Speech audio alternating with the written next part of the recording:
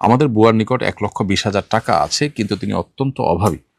তার 15 বছরের একটি ছেলে আছে, এখন কি তাকে জাকাত দেওয়া যাবে? বর্তমানে জাকাতের সর্বনিম্ন নিসাব হলো 2,25,750 টাকা। এটা এখন 2026 সালের এই যে ফেব্রুয়ারি মাসের শেষার্ধ, এটার মধ্যে রূপার যে মূল্য সেটার অনুযায়ী। অতএব তার কাছে যে টাকা আছে সেটা কারণে তার উপর জাকাত আবশ্যক হয় না।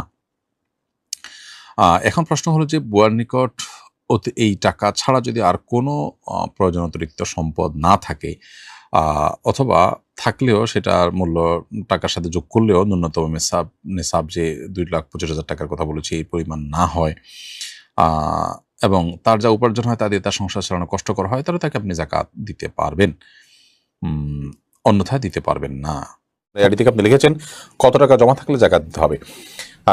যদি 595 গ্রাম রূপার মূল্য আপনার কাছে জমা থাকে, বর্তমান বাজারে যেটা 40,000 প্লাস টাকা যদি আপনার কাছে 1 বছর জমা থাকে, তাহলে আপনার এটা জাকাত দিতে হবে। সারজিদা আরেফিন তান্নি আপনি লিখেছেন কত ভরি স্বর্ণ মালিকানা থাকলে জাকাত ওয়াজিব হয়?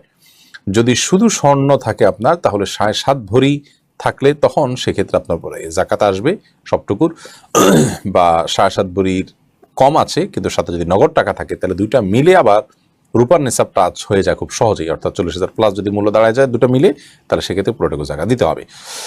আর শুধু স্বর্ণ থাকলে 7.5 ভরির নিচে থাকলে জাকাত দিতে হবে না। এরপরে ওয়াহিদ মুরাদ আপনি লিখেছেন ব্যাংকে ডিপিএস এর জমানো টাকা কি জাকাত দিতে হবে? জি, ডিপিএস এর জমানো টাকা জাকাত দিতে হবে, কারণ আপনি ইচ্ছাকৃত জমিয়েছেন এবং আপনি এটা উত্তোলন করতে পারেন।